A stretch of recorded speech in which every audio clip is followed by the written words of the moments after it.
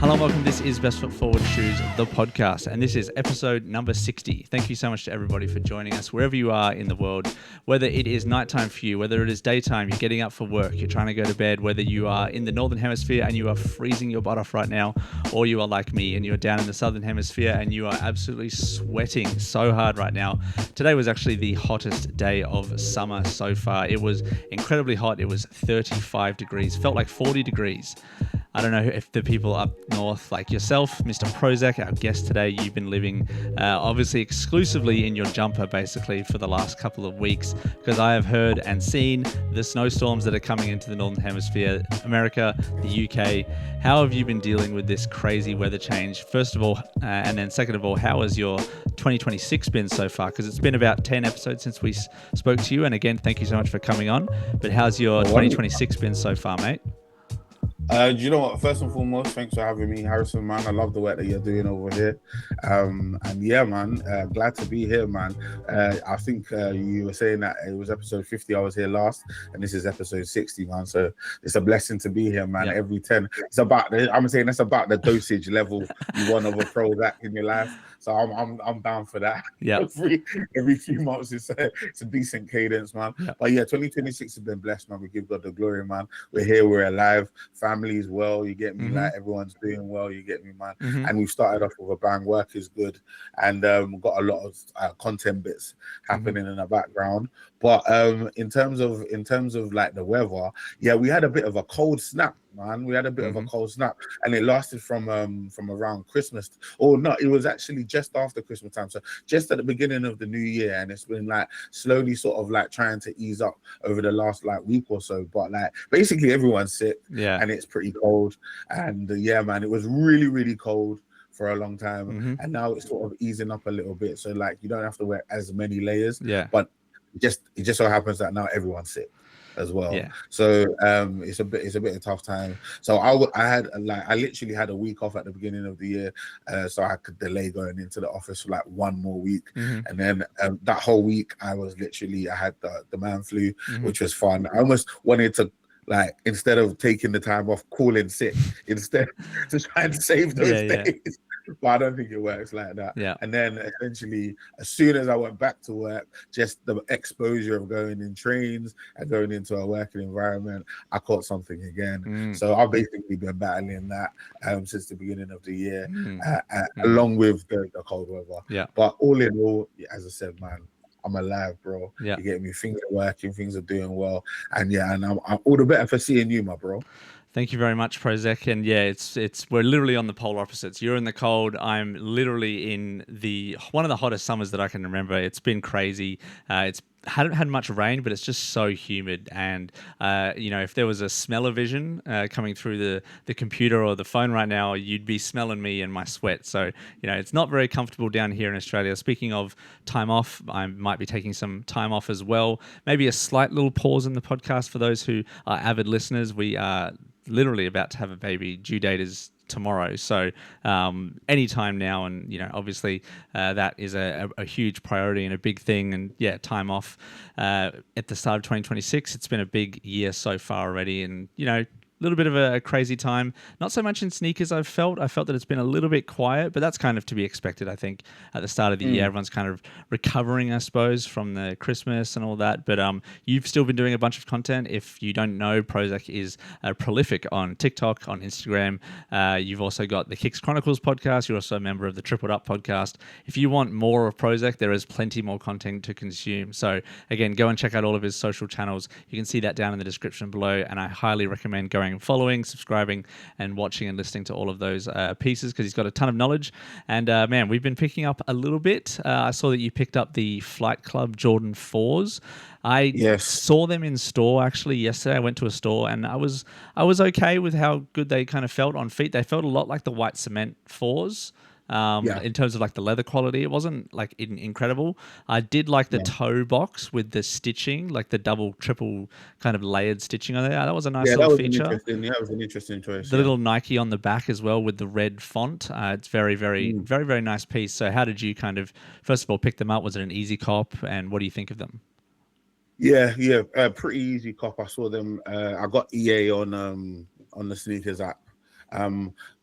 for whatever reason, maybe it's for jumping on podcasts like this. My relationship with Nike and Jordan Brand is turned around when it comes to the sneakers app, at least on this side of the water, man. So yeah, I ended up last year. I got EA on the undefeateds, Black Cat 4s, and now this year I picked up EA on the flight clubs. It's hard to go from sort of the undefeated Black Cat 4s to flight clubs. Yeah, flight club, different tiers, different levels. Different tiers, respectfully. But the flight clubs, I think it was executed quite well. It gives me military black type of vibes. A military black was a shoe that came out I think a couple of years ago to quite a lot of sort of underground success for just being how wearable it was as a Jordan 4. We're really at the height of Jordan 4 hype and love in the UK, and it was almost like a panda version of the Jordan 4. So this gives me that kind of vibe, like you were saying in regards to the Nike Air on the back, with the sort of red outlining. I think that's a nice feature. I'm team Nike Air at the back, but I do wish, like, when it comes to sort of these types of releases, I do wish a little bit more was done in regards to the story, because you can't have, like I said, like a union with a Nike Air at the back, or a bread with a Nike Air at the back, and then have a flight club, because I do understand there is a story there. It is quite tenuous and a little weak in terms of how engaging and compelling it is for the culture. So not many people are like biting or waiting like on tenterhooks to get this shoe, and I think it's pretty much sitting. I definitely know it's not sold out, but yeah, definitely that being said, like, it was executed very well, and I do agree with you in regards to sort of the nice little creative design choices that they made on the shoe. I'm happy with the shoe. I'm gonna play around with it for a little bit and see if it makes it into the team, because last year was a strong year for shoes. You get me? Apart from just like in regards to content, the amount of stuff I had to pick up on the personal was crazy, way above anything I've done in the last few years. So I do need a little bit, or at least my bank account needs a little bit of it.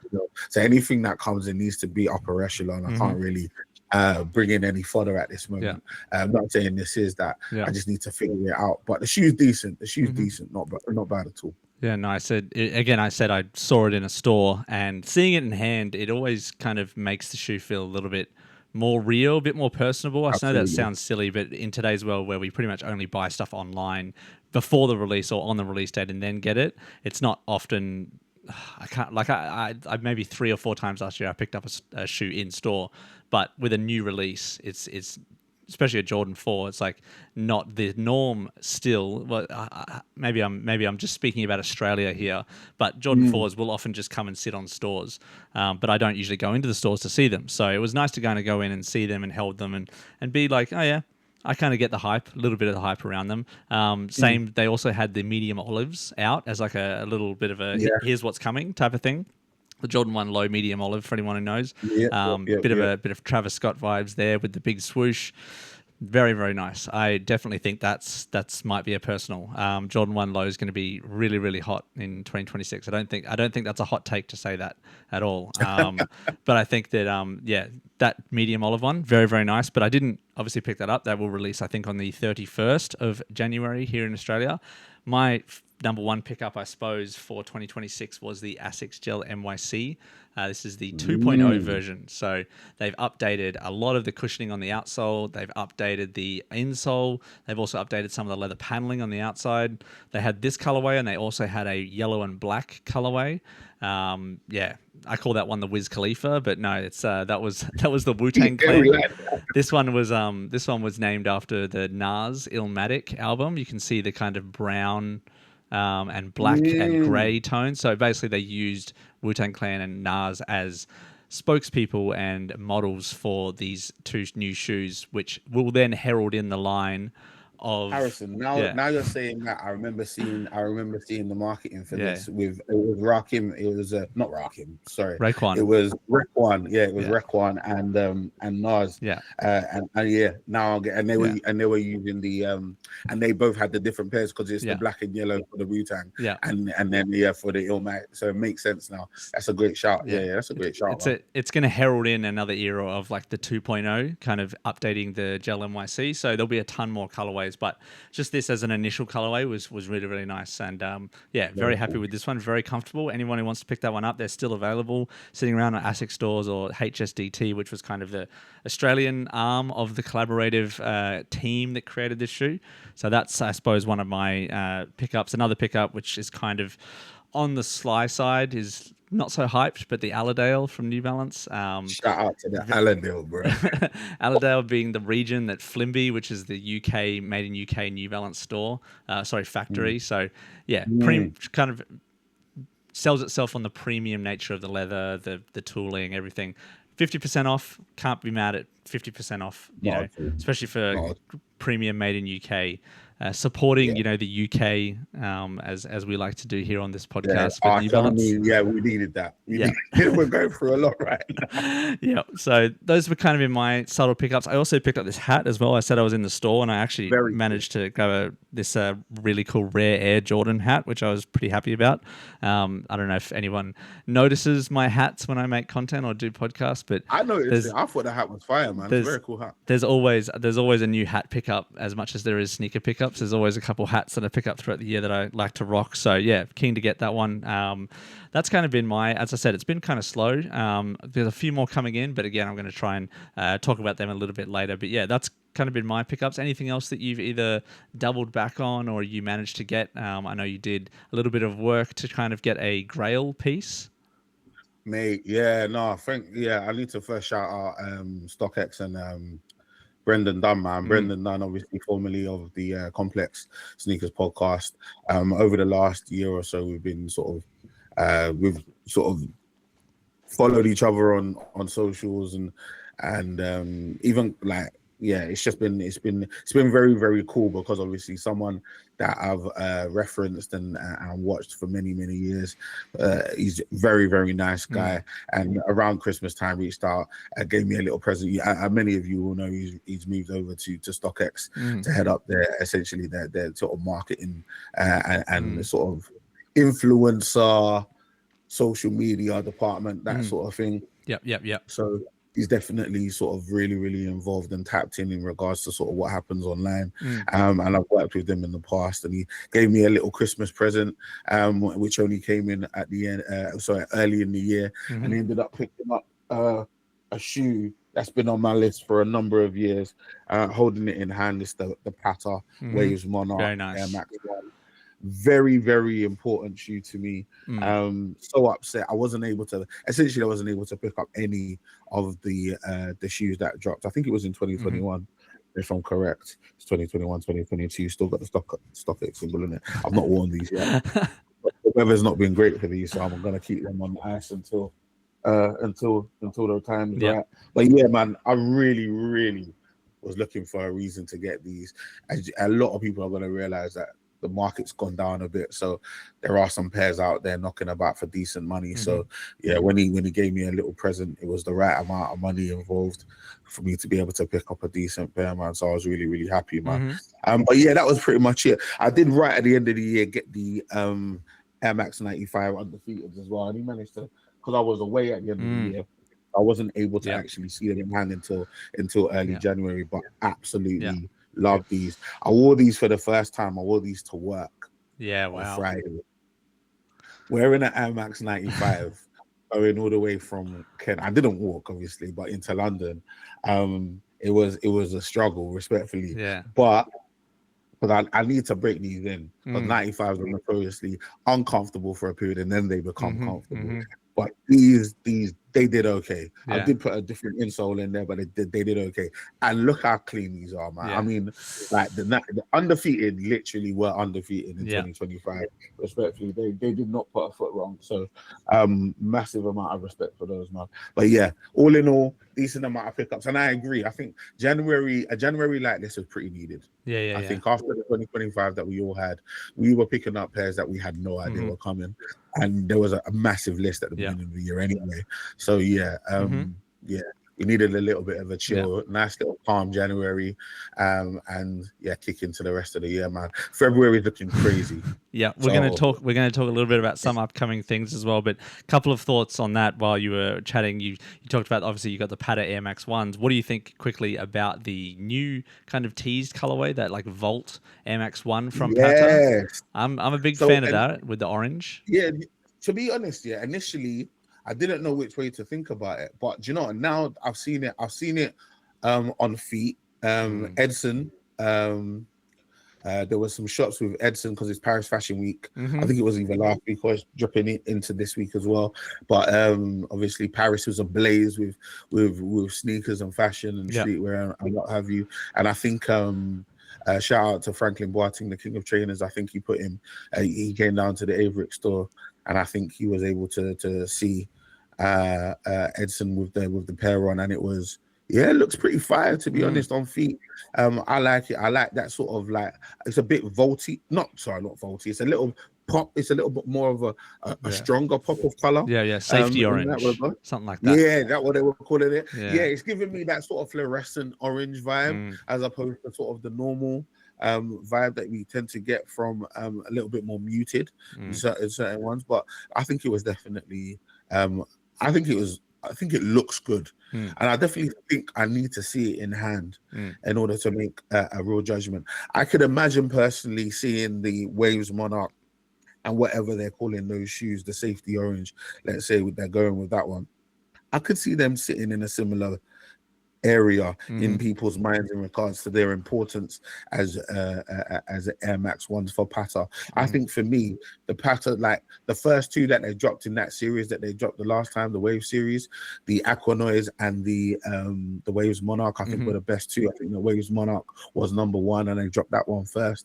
Obviously, they had a black and a white, they had a dark russet, they had so many different pairs, ended up coming after. And maybe for some people, it ended up being a little bit too much oversaturation. A little bit of an oversaturation. You know what I'm saying? Like it's a cash cow beating a dead horse, that sort of thing. Those kind of analogies. But I think they've left enough time. Obviously, we're talking for 4 or 5 years for some people to sort of build it up. Air Max 1s, in terms of my silhouettes at Nike, are sort of in my top 3. I love the Air Max 1. So anything that makes any brand that comes together, especially a brand like Patta, who are once again in my top 5 for brand collaborators and brands in general, I think my mind is always going to be up for it. So looking forward to that. I want to see it in hand. Hopefully it drops better than the Air Max 90s that dropped last year, which were terrible in terms of the drop. The shoe was fine, right? And I think the drop was bad. Is the drop was crazy, and because not a lot of people ended up getting the shoe, like you don't see that shoe on any sneaker in a year less, and it ended up falling down on the pecking order because the shoe's fine. The shoe's great actually, in terms of the Volt and the purple pair. But ultimately, because not a lot of people got the shoe, you can't be on many people's sneaker in a year less if not many people get the shoe. So they need to work on their drop. Definitely.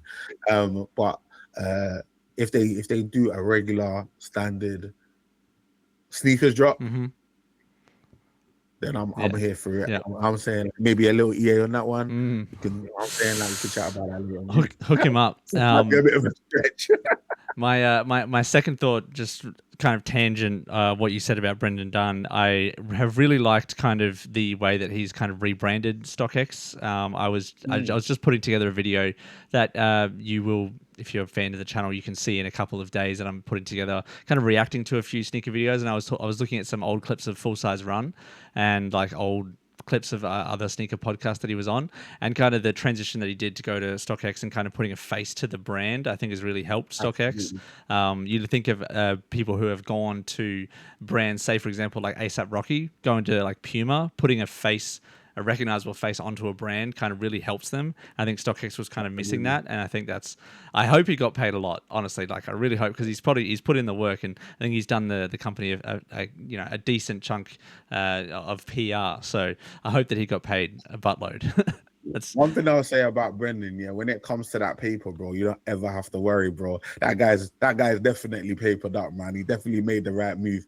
But also what I would say is a very sort of like personable guy, very like I know a lot of people that have reached out to him on social media and he's responded to. He's not so far away that he can't sort of be contacted or reached. And yeah, he's done great work, and I completely agree. When you add a face, it instantly makes the brand more relatable, especially a brand like StockX, who, in fairness, like didn't have a massive amount of good PR, right? Because like you said, there was no person connected to the brand that anyone could direct questions to, or like at least sort of think to themselves, is it AI robots running this company, or is there actual people behind this brand? You get me? So like, obviously, when your brand is so heavily reliant on people, and it's sort of like it's a second tier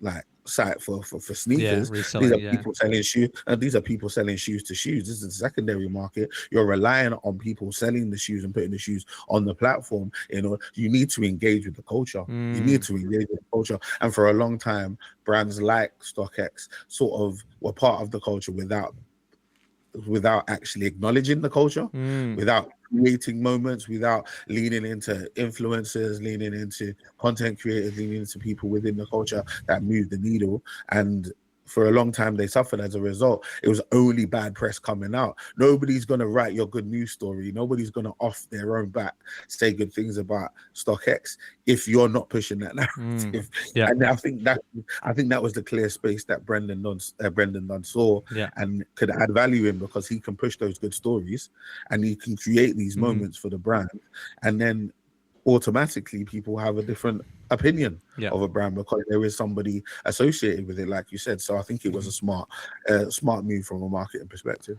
Well, speaking of StockX, that's pretty much the only place where you can find the first sneaker on our list, which we're going to chat about. It's going to be the Nike Mind 1 and Nike Mind 2. I'm sure if you are a sneakerhead, you have seen this sneaker running around. I don't know if we're going to even call it a sneaker. It's more of a slide, but it's a sneaker that kind of brings that there's a slide version and there's a sneaker version. You've got you've got black, you've got white.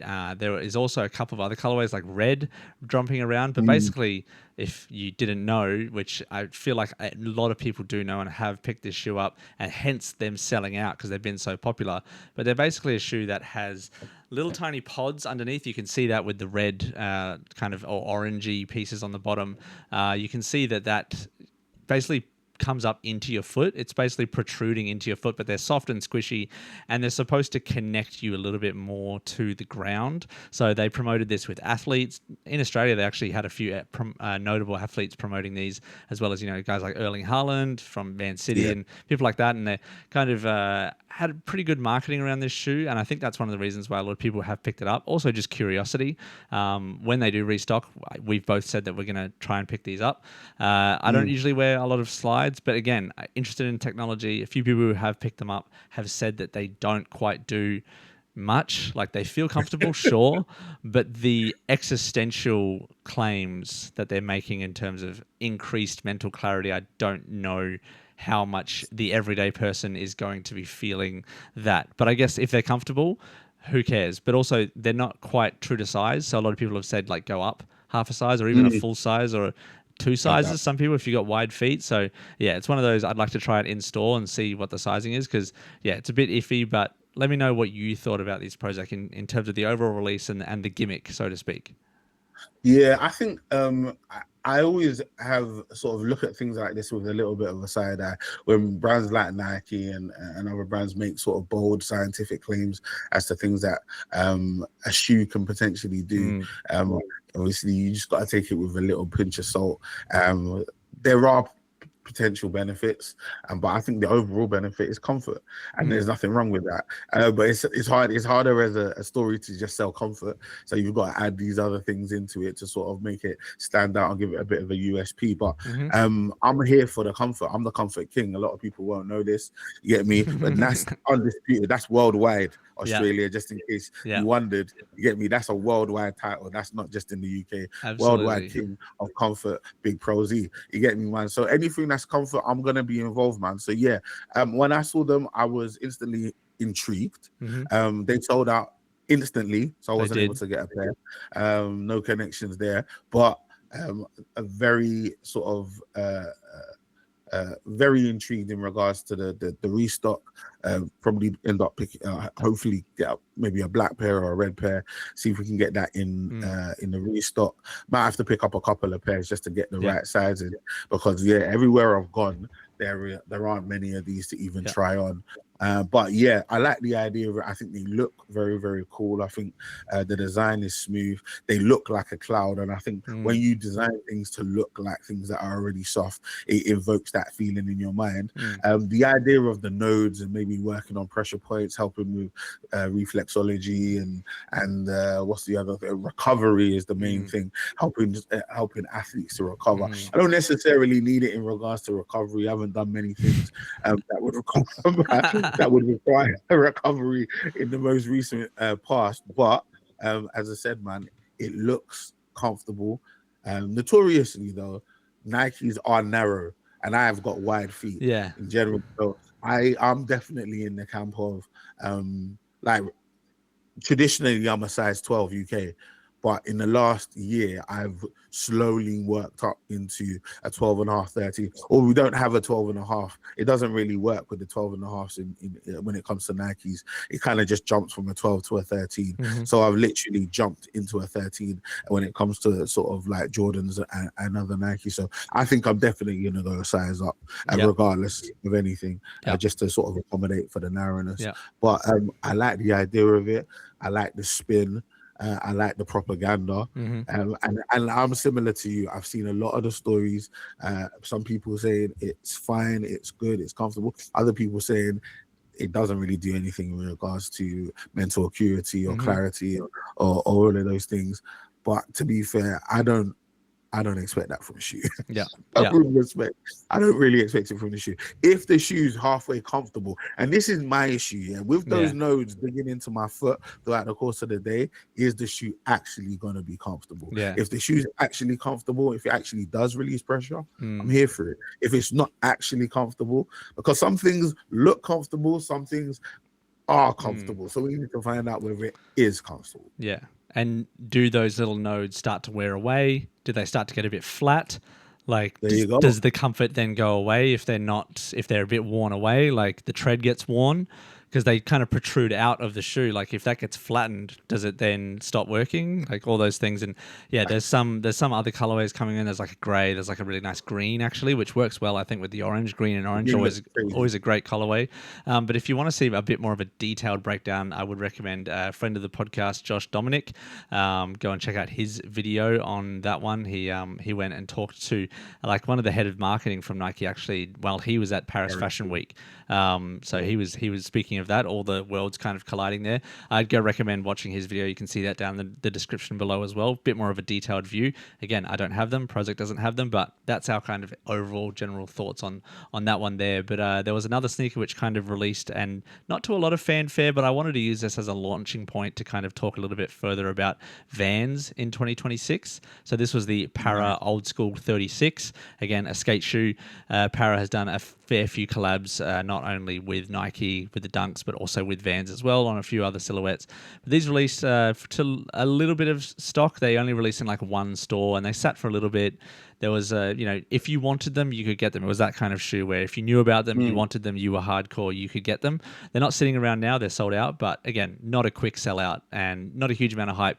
But I wanted to use this, first of all, to ask you about what you think about this colorway, but also what do you think about what Vans is doing in 2026 off their pretty strong year of 2025, and then also when they have brought in SZA, American rapper, to be their head of creative and what she's kind of done most recently at Paris Fashion Week. So all of those things kind of, I guess, align together and what you think of Vans in 2026. Yeah, man. I think Vans have sort of slowly and quietly, quite humbly, been having sort of a monumental period. They're having a moment right now. What they did sort of to end 2025 in the pearlized Vans and then the Chanel bags, and they were killing it, respectfully. And this is the sort of next iteration of that. We know Pierre Parra doesn't do a lot of collaborations. Whenever he puts his name in his colorway towards something, it tends to hit, as we've seen in the past, and these absolutely smash down. Like these are cold. These are cold on so many levels. The pops of color. Probably the only criticism I would say is selling this in a January, especially in the UK, doesn't make a huge amount of sense. Yeah. It's definitely screams of the summertime, and people are definitely gonna probably keep these on ice until the summertime, because the colorway is that like it's just so clean. It just pops. But yeah, very, very cool. Got a lot of time for it. I got a lot of time for the Vans in general, man. I feel like brands like Vans, we would put them alongside with similar brands like Converse and what have you, are brands that sort of like have maintained their sort of like core silhouettes. There's been a little bit of innovation, but they maintained their core silhouettes for a very long time, and just sort of like built their fan base based on consistency.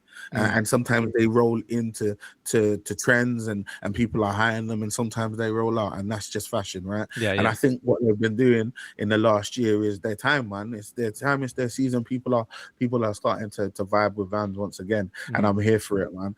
Unfortunately, they're not always the most comfortable. So you've got to figure out what silhouette works best for you.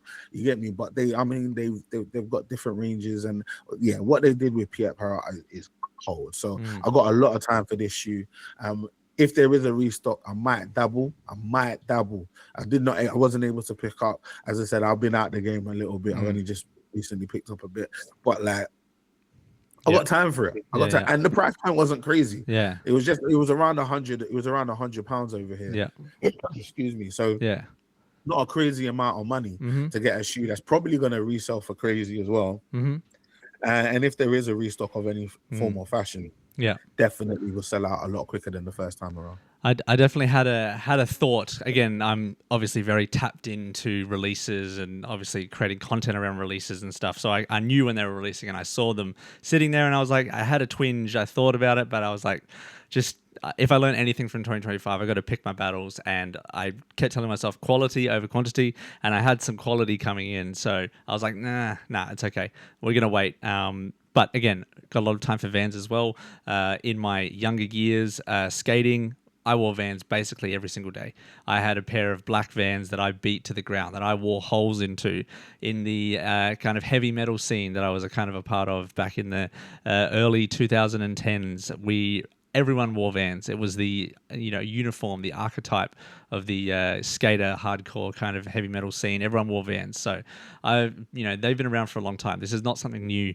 Vans has been around. People will come, people will go. I suppose it's similar kind of to, New Balance and Asics. Those sort of not huge brands in terms of like, they're not as big as Nike and Adidas. They're not as established.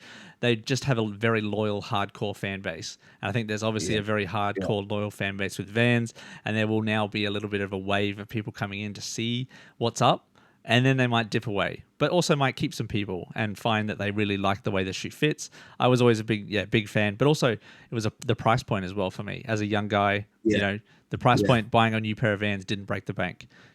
Absolutely. And they weren't as comfortable as maybe a New Balance or Jordan, like a Nike Runner or something, but the price was kind of what mattered, and also the style. So you kind of picking and choosing your battles. But they kind of brought in, as I said before, they brought in American rapper SZA to kind of be a creative director. This photo is of her at Paris Fashion Week with her shoes that she had on the left-hand side there. A little bit of like a fishing motif on them. When she first got announced, I was like, what does SZA have to do with Vans? And then it's kind of, I was trying to think like, and that's kind of the first thing. It's like, what does she have to do with Vans? And probably nothing. I don't know if she would have worn Vans in her life. I can't speak for her, but I think what they're trying to do is trying to get the other market. They've already got the skaters locked down. They've got other models. It's more they're trying to get into kind of what the low profile, the 530s, the kind of Sambas, the Specials. They're trying to get that female market, and having an American rapper who's obviously very big in the female, music scene is someone who they really want to tap into that market and get more revenue. So does that move kind of make sense to you in that way? Absolutely, man. SZA moves the needle for Vans, and it makes sense. I think and someone can correct me. I think she, if not from California, I think she was signed to Top Dog, which is a Californian music label, same label as Kendrick Lamar, famously. So I think like the association with California is there, and obviously Vans being a Californian brand makes sense. It's just one of those just one of those things. She definitely, once again, as I said, moves the needle. Like during the course of every year, she will invariably have a song or two go absolutely viral, and it will just be everywhere. And just having that brand association does make a lot of sense. She is a very stylish woman. A lot of people in the culture do look to her in terms of things that they wear. Like we do, like, so I mean, I say all of that in positive. I will say though, it's not always 100% a slam dunk when it comes to brand association and sponsorships and bringing certain people on as brand ambassadors, or in this case a creative director. It doesn't always work. Not everybody is a Pharrell. Not everyone like on a Travis Scott level or a Kanye, like God tier, when it comes to sort of merging those worlds of music and clothing and shoes. Like there are levels to this. And although I've never looked at SZA and been instantly sort of drawn to what she was wearing, never looked at what she was wearing, thought about that. But I'm not her demo, right? I'm not her demo. And I think if you're trying to attack or trying to appeal to a specific demo, I think it does make sense. It definitely makes sense. And it's worth a punt. It's worth a go. And if she has some cool creative ideas, I think you could definitely lean into that. So I'm not mad at it. I think it's worth a go. You get me? We've got examples in the past of where it's gone very well and where it's gone pretty badly. So we await to see. She was actually the first ever artist signed to Top Dog. So she was like, as in the first female artist, sorry, should clarify that. So she was, pretty early on, 2013, she was signed there. So, got skin in the game, like you said, California, Vans, that kind of thing. And again, I've kind of spoke about you being on the Tripled Up podcast. If you haven't listened to that, you should also go check that one out. And you were talking a little bit about Molly May, who is I was not familiar with this lady. I don't watch the show that she's on. I'm sure a lot of people are probably screaming right now, like, how do you not know who Molly May is? One of the most famous kind of people on Instagram. What was the show that she's on? I'm sorry. I think she was. So I think originally she was on Love Island. Love Island, right? Okay. So our version of Love Island tends to be, and she was on one of the earlier ones, right? And then she ended up getting married to another person that was on Love Island. I'm not sure whether they met on Love Island or they just were both on it. I think the idea was they met on Love Island and then they ended up getting married and having a child. Yeah. But Molly May in the UK has a very specific demo and. Yeah, they love her. They absolutely love her. Yeah. So she can just put that on her story. She can put it on, like what we had in the UK in regards to the Special boom. There was definitely a campus boom. There was obviously a samba boom, which was like, you could probably hear that all around the world. Yeah. But we, like last year, had a Special boom. Yeah, absolutely. The Specials became way more accessible to sort of like her demo, which is sort of like the sort of teenage to slightly sort of early in their 20s female of a certain color. Let me say it like that. So in that demo, anything she puts on her story, anything she puts on, she's on it. And she was wearing those sort of brown, those really sort of muted brown Specials. Went through the roof. Adidas for it, and it made complete sense because she's a needle mover. You just gotta respect the game when it comes to that. She's a literal cash cow. So bringing her on as a business makes a lot of sense. She may not have the cultural cachet of someone like a SZA, because I think culturally SZA's probably got a lot more skin in the game in terms of what she's done in her career. More creative, a lot more creative, a lot more in terms of sort of that integrity creatively in the culture. But you can't deny what she's done. She has built up herself and her personal brand to an extent where brands have to acknowledge the fact that if she says she's wearing something or she says she's gonna buy something, like millions of people are gonna buy that. Yeah. they're gonna do it. Yeah. You understand?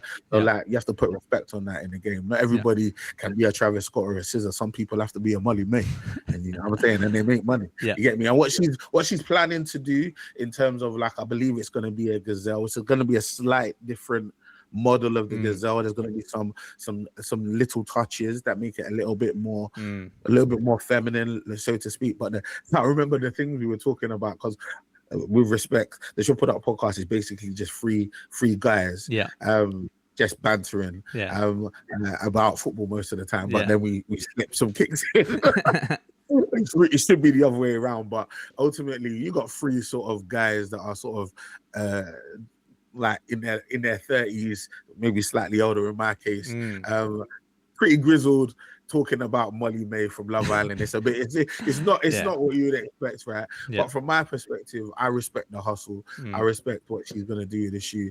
It might not be for everybody in terms of like the culture might not vibe with it, but I know that shoe's gonna sell out instantly. It's gonna be the sort of, I think the names of the shoes, and this is what caused us to have a little bit of a ruckus, was that the caramel latte or the iced latte and the matcha. You get me? So a green matcha and then a brown pair for the latte.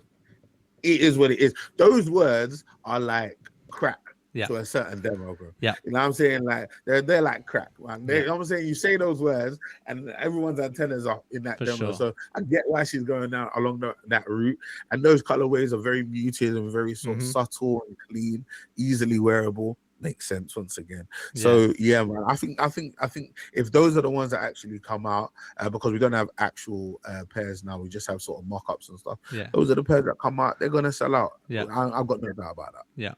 I say, I say all of that to kind of wrap up that SZA is kind of I suppose an allegory or a kind of metaphor for what a lot of female influencers are doing, not only in, fashion, but also in sneakers as well. And we're seeing a lot of female only kind of silhouettes and models. And again, if you've listened this far on the podcast and you're expecting us to kind of talk about Jordans the whole time and all that sort of thing, I'm sorry, we like to divulge a little bit. We kind of go into different avenues, different lanes. When we've got the man Prozech on, we've got to make the best use of his time and get his opinions. So really do appreciate everyone who's kind of listened so far. And if you have listened this far and you do enjoy it, please give us a rating on whether you're on Apple Music, Spotify, or subscribe to the channel so I can kind of push that and get more people on the podcast so we can have some more awesome conversations like we're having with Mr. Prozech. But there's definitely a couple more sneakers that I wanted to chat while I have you for the time that we have you. There's another silhouette called the Melbourne. So Australia is a big country. We've got a few major cities,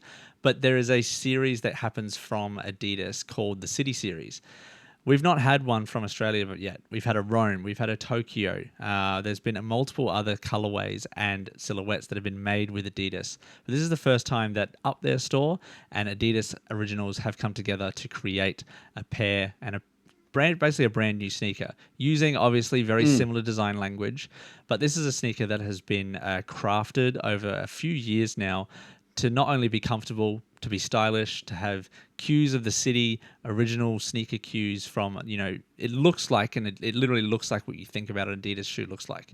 It's white, it's got the green, it's got the three stripes, very prominent, of course. They're not trying to reinvent the wheel, but they've really tried to put a lot of effort in, from what I've heard, to make the insole comfortable. You can see some padding around the back of the heel tab as well.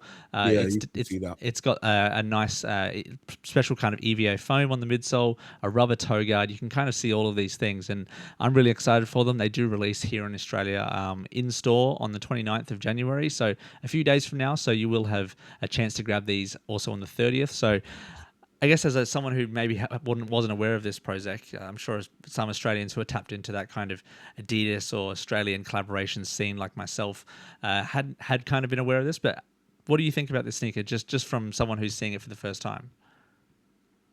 I think for me, I think the shoe looks smooth. I think, as you said, I think it fits in terms of the design language around sort of Adidas's low profile silhouettes.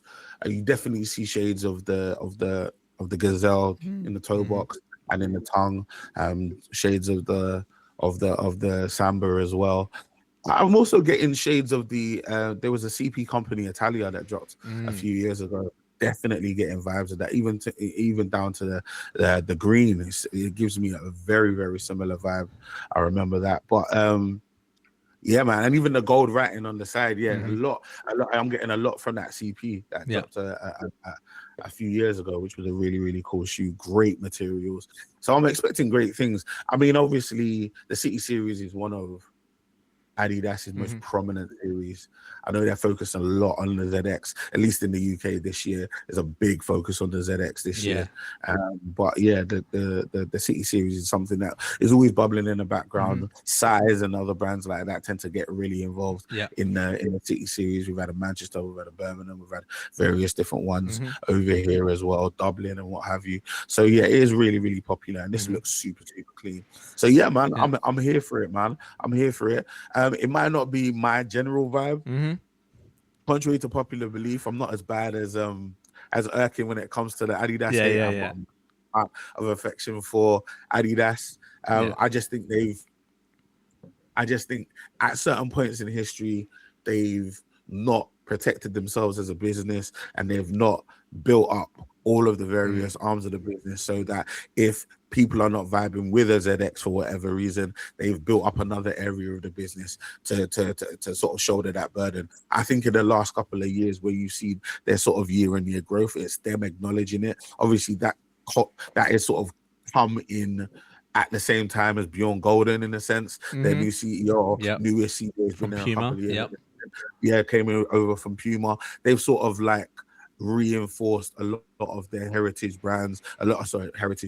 silhouettes, and they're championing what they do in terms of the Sheltos, in terms of the Sambas and the Campuses, and then the Gazelles, and now we've got a new silhouette with this. So they're innovating and utilizing their older and more heritage silhouettes, and I think that's the way you need to do. You need to constantly be moving forward, but also referencing what you've done in the past, because people are always going to be down for that. They've got a massive following in every aspect, so I don't expect these ones to do badly, and I think they passed the eye test in terms of what they look like on screen. Let's see what they feel like on feet when they drop.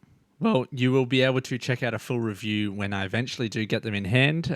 You'll be able to see a full review here. Again, I like to obviously support Australian brands, so it's kind of, I feel almost beholden to help in whatever way I can. Obviously, I'm a very small cog in the Sneaker Australia machine. Let's just call it in. We're a very small part of the whole world of sneakers. So, I'm trying to do a little tiny bit. But again, it's not a sneaker that I would probably wear every single day. I have a few Adidas, especially like low profile. But I just feel like I want to support the store that helped create them, up their store. They're obviously getting a little bit more worldwide recognition. Released a bunch of sneakers last year, New Balance, Asics. The first Adidas one that they've actually done as a collaboration. So being able to do a brand new model is really cool for them. And Adidas doing this as well. Of course, you said they've been putting a lot of effort into the ZX. That's kind of an area of knowledge that I kind of need to scrub up on, so to speak. Not really been a area that I've known a lot about. I need to probably speak to Scott, your fellow podcast host, about the ZX. I need to talk. I need to get on board with that. Maybe even pick up a pair to try and review, educate myself, that sort of thing. I'm always looking to expand my sneaker horizons. I don't want to get too locked in. And yeah, the ZX is definitely a heritage model, which I'm pretty interested in. But this is kind of, I suppose, a sneak preview on this podcast that you can kind of have a look at this sneaker coming out on the 30th of January. $220 Australian. So I don't know what that is. £110, maybe 105, something like that, conversion rate, roughly. Where does that sit for you, Harrison, in terms of like, is that pretty higher price point, or is that middle of the road? How does that sit for you? I'd say for the collab, like if this is a collaboration, brand new silhouette, I would say this is on the lower end. 220 is on the lower end, like that's, but also for what the sneaker is in terms of materials, I think it's about right. If this was up in the 250, 280 Australian, I'd be like, oh, that's a bit too much, because they're made in US, they're made in UK 991 V2s that this same store up there released late last year, which was like premium leather, was $420 Australian. So 280 in the UK, like pounds. So on the premium end, but then they're kind of getting both ends of the spectrum, where they're releasing this shoe on the lower end, but it's kind of roughly where you would expect a low-profile Adidas model to be. So I'm actually very happy with the price. I think it was fine. Definitely a good price on these ones. So again, you can pick those up. We did have a couple of other pairs that I wanted to get your opinions on, and no worries at all, buddy. Mate, it's been a great time talking to you. One thing I do love bringing Prozech on is that you can give him a topic and he can go and talk about other topics willy-nilly. He can just go and straight away just talk about other things. But I'll try and get your concise sort of thoughts, perhaps, no about worries. This is polite way of saying keep it. No. Keep it short, There's just a lot of shoes in terms of this new release, which we're going to talk about, which is the Fragment Jordan 1 Union collaboration. I've got 4 colorways here. I'm not 100% sure on which colorways are going to release. There are a lot of rumors. There might be some that might be a friends and family. This is kind of one of the first ones that I saw. Wasn't a huge fan of that one. Wasn't really my vibe. The white, a little bit too white in my opinion, but again, some people might be digging it. The next one, which I will show, is probably my favorite. Mostly black on the midsole, blue on the outsole. If you've been watching this podcast, you've seen me discuss this. This is kind of the consensus of the one that a lot of people are really interested in, about possibly the most rare, less released, exclusive, so to speak. The other one, which we will show here, was the one kind of combining the red on the upper here and the kind of white. This is very clean. This is probably my second favorite. Definitely love this one. And then this fourth one is probably one of the worst that I've seen in a while. Not sure why, but that's pretty bad. Seems that everyone's kind of hating on that one. But out of those 4, what kind of one would you be most excited to get when they eventually do release? I'm thinking late February, All-Star break, maybe. I think that's a good shout. Yeah, I'd probably go for the one that has the red pop. It just obviously, if not exactly the same, very similar to when they dropped the black toes before. And yeah, obviously I think at that stage I was completely out of the game. I came back to see them, and they're cold. It might not work in today's day and age just because of we're more sort of baggy trousers now, less sort of like skinny fit. So to see that, and I think that's one of the things that was sort of leveled at them last year when they dropped the I think they were calling them the shadow cargos or Shidos or something, Shidos or whatever they were last year. But I think ultimately I think when Fragment and Union come together, they do great work. And I think I think the pair that you highlighted, I think the leather looks super supple and tumbled. It looks cold. I think that's a very, very cool pair. That white and black pair looks crazy work to me. Not interested in that whatsoever. Knowing our luck, that'll end up being the most prominent pair and the most accessible. Hopefully it's not, because I think they might get some pushback on that. But I think generally, these guys do great work. Just hoping that this particular drop is going to be available here in the UK. Because obviously for the Travis that dropped, the Travis Union and Fragment collab that dropped at the end of the year last year was not available here in the UK. Nor Australia. Nor Australia. It was a US only. Not like they don't get enough stuff, but it is what it is. Hopefully this is available over here. And the fact that it's a Jordan 1, I mean, ultimately that's probably waning, and Jordan 1 highs is probably waning in its popularity right now. I think this is a decent shot in the arm. It's not going to bring it all the way back, but people love it. They love this collaboration and a few of these colorways guaranteed. And the blue's always nice. The Fragment blue is like one of my favorite kind of defining pieces. It kind of reminds me of the sneaker we were just talking about, the up there Adidas one. Their kind of signature color is green, which you kind of saw on there. And then the Fragment blue, it kind of ties everything together. Like I love that signature series of a brand, like signature color. So really cool. Obviously these are kind of the royal blue, like the royal Jordan blues, as well as the the shadows on top. So again, continuing the upcoming kind of royal coming back, I think in October, which we've kind of seen. A lot of people pretty excited about that. Will the Jordan hype kind of Jordan 1 high hype be a little bit dumbed down by that time? Who knows?